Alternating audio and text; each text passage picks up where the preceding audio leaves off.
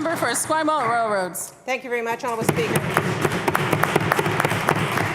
Honourable Speaker, for Aboriginal women. That may explain why the minister continues to come out with many bizarre comments on this topic. He says that a shuttle bus service, which of course Aboriginal groups have been calling for 10 years, is not appropriate. Instead, the government is providing resources for drivers' education. Well, the reality is, Madam Speaker, if the Minister of Transportation had actually talked to women in the North, he'd know that they don't own cars, which is why they hitchhike.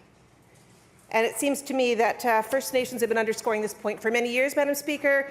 One of the most significant contributing factors to women and people hitchhiking along this area is because they live in poverty.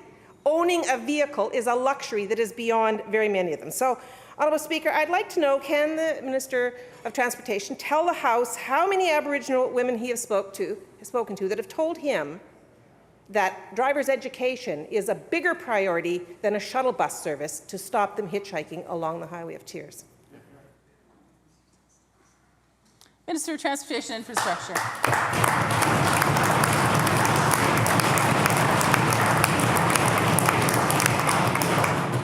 Thank you very much, Honourable Speaker.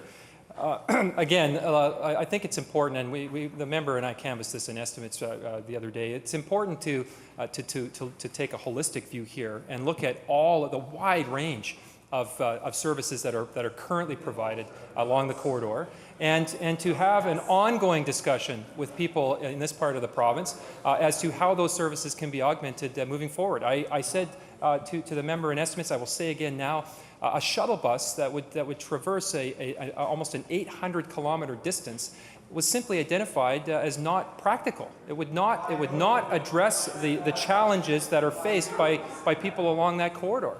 So, Honourable Speaker, what are we doing? We provided $75,000 to the Carrier-Sakani First Nations Family Services for driver education, safe driver and driver licensing programs.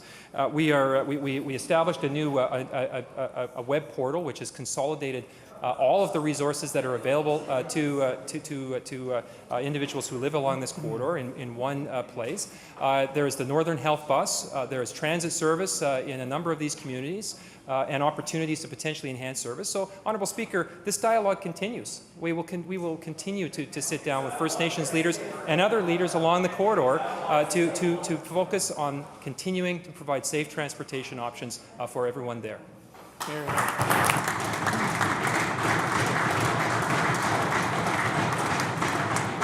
Esquimalt Railroads on a supplemental. Thank you very much, Honourable Speaker. So the minister's response is a $75,000 contribution to a driver's education program for people who don't have cars.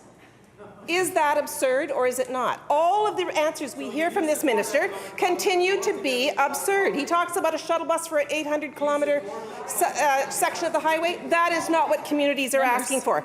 You know, the notes show that far from saying that the public transportation along the highway would be impractical, community leaders in that area have said the service is unreliable, the cost of private transportation is seen as prohibitive, and services are unreliable or non-existent. Members. Now, in estimates... Members. In estimates, Honourable Speaker, the minister did say that this was not a time to celebrate or declare mission accomplished. I think we are making progress. Well, I would say mission failed. There is no progress until there is proper transportation service along this highway for women. So my question through you to the minister is, why does this minister continue to ignore the leaders in this area and all of the communities along the Highway of Tears when they are asking for transportation solutions so they don't have to hitchhike? Minister of Transportation and Infrastructure.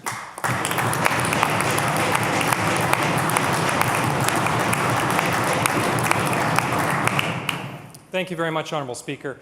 I will stand by the comments that I made in estimates. There is progress being made. This is a safer corridor today than it was 10 years ago, than it was 20 years ago.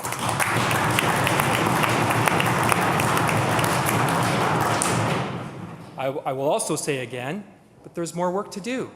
We are continuing to discuss and have a dialogue with folks up and down this corridor to enhance safety through the corridor and to identify a safer transportation options.